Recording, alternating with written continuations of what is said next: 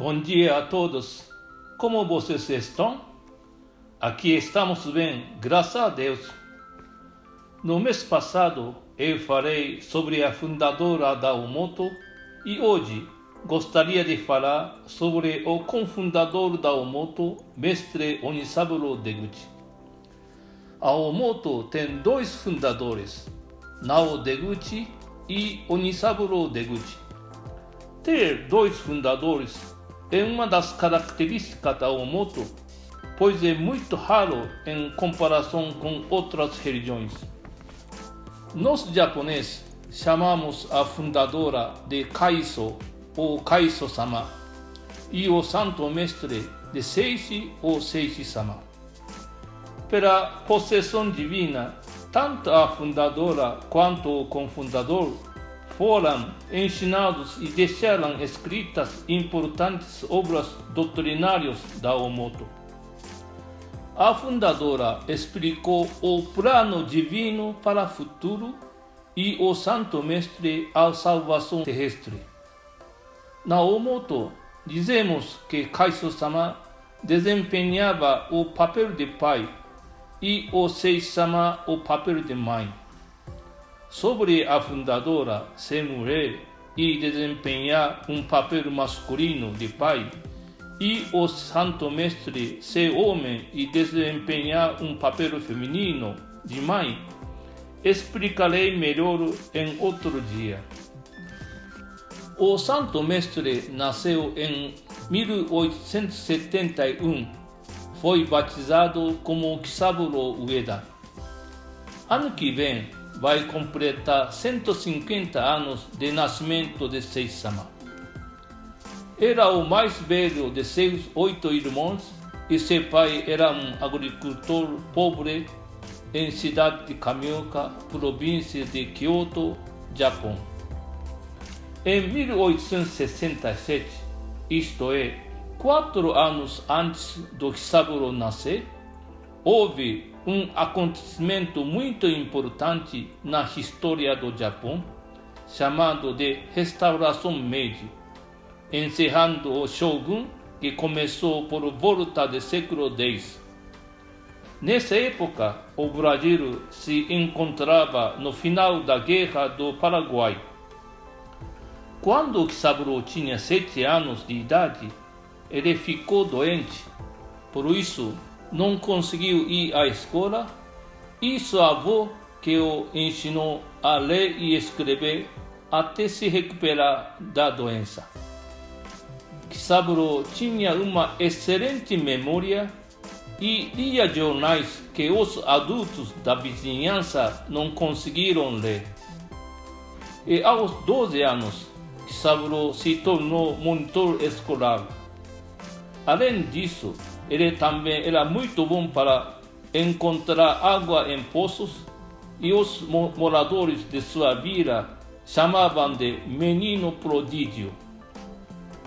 No inverno de 1898, no dia 1º de março, quando estava com 26 anos, um espírito divino conduziu Kisaburo ao Monte Takakuma, que se ergue ao fundo de sua aldeia natal.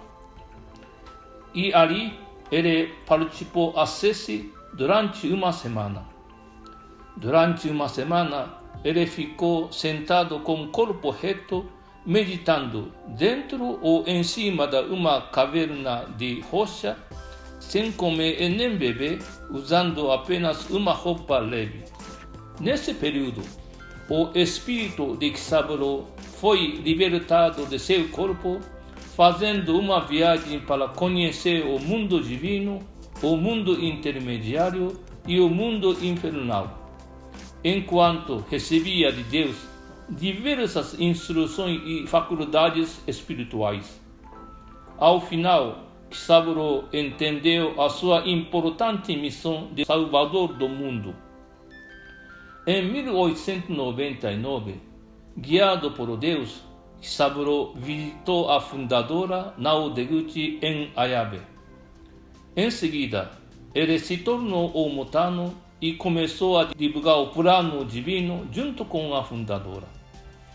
Anos depois, ele se casou com Sumiko, a filha caçula da fundadora, que mais tarde se tornou a segunda guia espiritual do Omoto, e mudou o seu nome para Onisaburo Deguchi. No Japão e no exterior, Onisaburo ficou conhecido como um homem de grandes faculdades espirituais e profeta. Muitas profecias já se cumpriram, como por exemplo, o início das guerras nipo-chinesa e nipo-russa, a Guerra do Pacífico, o bombardeio atômico à cidade de Hiroshima, a derrota do Japão na Segunda Guerra Mundial, entre outras. Os ensinamentos da Omoto difundiram-se rapidamente pelo mundo. Nessa época, ele ditava ou escrevia muitas obras sagradas e doutrinárias, inclusive os contos do mundo espiritual. Ainda trabalhava pondo em ordem os ensinamentos e a organização da Omoto, construindo uma base sólida da salvação mundial. Esses ensinamentos possibilitaram uma grande reforma dos valores existentes de conceito a respeito de Deus e de doutrinas religiosas, conquistando grande progresso e influência no Japão e no exterior. Em 1923, Sei-sama introduziu o Esperanto na Omoto, fundando a EPA, a Associação de Propaganda do Esperanto. Em 1924, Onisaburo viajou para a Mongólia como a propósito de alcançar a paz no mundo. Neste mesmo ano, a família do missionário Terukichi Oyama veio ao Brasil. Em 1925, por iniciativa do Santo Mestre, foi fundada a Liga Universal de Religiões em Pequim, China. Ainda neste ano, foi fundado também o Jindui Aizen-kai, Associação Universal de Amor e Fraternidade, um órgão afiliado ao Omoto que falarei sobre em um outro dia. Mas os conceitos sobre Deus e pacifismo ou universalismo explicados pela Omoto, de alguma forma incomodaram então governo japonês, que trilhava o caminho do nacionalismo e militarismo fanáticos. Infelizmente, o governo japonês perseguiu a Omoto, gerando uma repressão tirânica em 1921 e em 1935, sem precedente na história moderna do Japão. A segunda perseguição, conhecida como Segundo Caso Omoto, em 1935, foi a mais cruel. As autoridades confiscaram os terrenos sagrados da organização, destruíram de forma violenta centenas de templos e prédios por todo o país e também prenderam cerca de 3.000 omotanos, dos quais 16 morreram vítimas de tortura desumana. O mestre Onisaburo Deguchi e sua esposa, mestra Sumiko Deguchi, também foram presos durante 6 anos e 8 meses. As acusações dirigidas ao Omoto foram de violação de lei de ordem pública, crime de irreverência ao imperador, violação das leis editoriais e de imprensa. Cada acusação, porém, era motivada simplesmente pelo domínio do Estado sobre a opinião pública. Não havia nenhuma suspeita que se enquadrasse na responsabilidade criminal.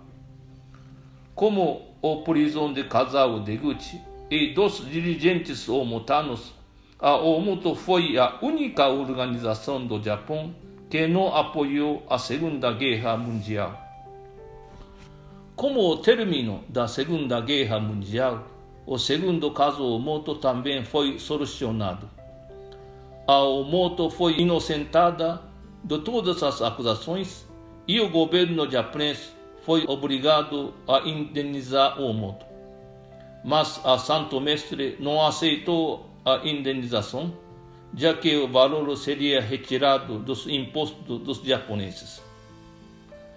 Dizem que Sei-sama tinha uma energia acolhedora. Era como se sentíssemos sempre felizes, tranquilos e relaxados. O desejo de todos era permanecer para sempre junto dele. Todas as palavras e os atos de Sei-sama eram sobre-humanos. Por exemplo, sobre os contos do mundo espiritual. A obra tem 81 volumes e cada volume tem mais ou menos 300 páginas. Sei-sama precisava de 3 dias para ditar um volume. Inclusive, o Brasil é mencionado na obra. Ainda Sei-sama escrevia centenas de poemas em 1 hora e quase todos os dias, antes de dormir, ele ditava aproximadamente 200-300 tanka, um tipo de poema japonês.